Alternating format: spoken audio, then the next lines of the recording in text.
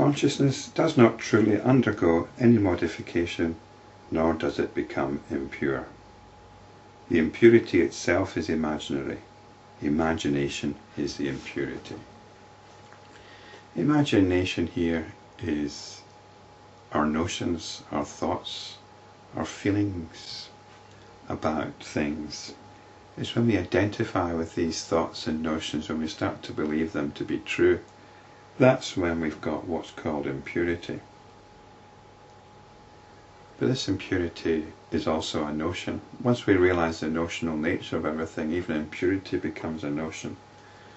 So it makes you wonder about traditional yoga, which is obsessed with purity, with purifying body and mind. When this is realized, the imagination is abandoned and impurity ceases. It's abandoned in the sense that we give up belief in our own notions. We give up belief in notions of a person here, of a world out there, and a process by which the person here perceives the world out there. However, even in those who have realized this, the impurity arises unless the imagination is firmly rejected. There's always a tendency to get caught up in these notions because we need to talk in terms of them. We need to create notions in order to communicate. But we should realize that that's only provisional. We can use notions provisionally and not getting caught up in the truth of them or in believing that they're true.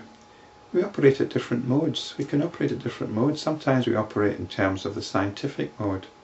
The scientific mode tells us that the earth rotates around the sun. But on our everyday mode, we talk about sunrise and sunset. And clearly, the sun is going round the earth. So we can talk in both these modes. They're completely contradictory, but there's no dissonance there. We can talk on a microscopic level, we can talk on a feeling level, we can talk on a macroscopic level. There are all these different modes that we can talk in, that we can experience. When we listen to music, it's usually in a non-conceptual way. We're not often thinking about it, we're just experiencing it. We have all these different modes, and there's no way of trying to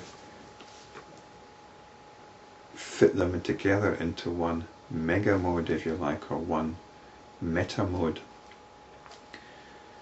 unless we realize that they're all notions, and identifying with awareness is the meta mode. So there's always this tendency to get caught up in the belief in notions, to start believing that it's not a game. When you play a game, you take it seriously. There's no point in playing a game and not putting any effort into it because it's only a game. But on the other hand, when you're playing a game, sometimes you see people that are taking it a wee bit too seriously, and they have to be reminded, hey, it's only a game. So we need to be vigilant, we need self-effort. By self-effort, this imagination can be easily rejected. If one can drop a piece of straw, one can with equal ease also drop the three worlds. The three worlds is the whole universe. I think I would update this analogy. If you can put on a light switch, it's even easier to drop belief in an external world. Because dropping a piece of straw or putting on a light switch is a physical effort. The attention can turn to itself in an instant.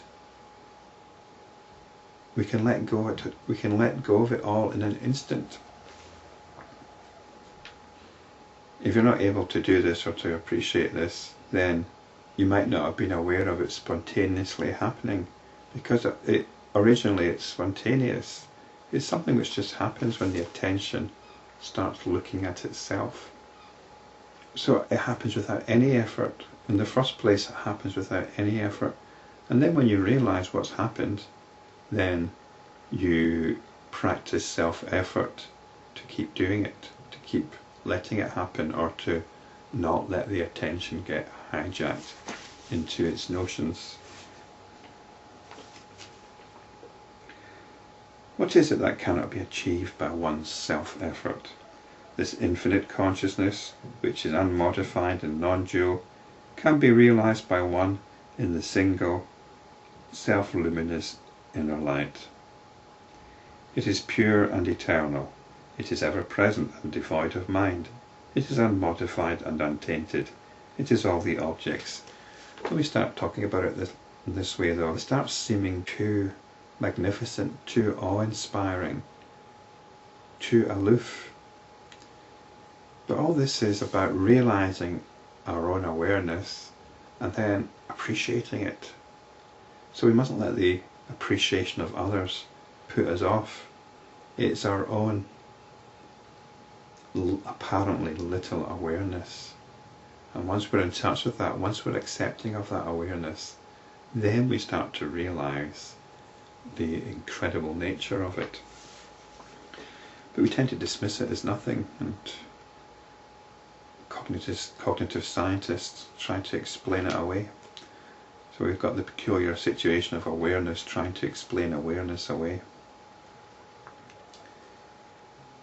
In fact, it is non-moving consciousness which exists, as if a witness to all, even as light shines, but shining is not its action.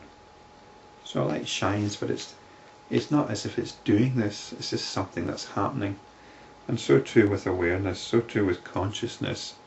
It's what allows us to be aware of everything. That's what awareness is. Awareness allows us to be aware of everything. While pure, this consciousness appears to be tainted. In inert material, it is non-inert energy.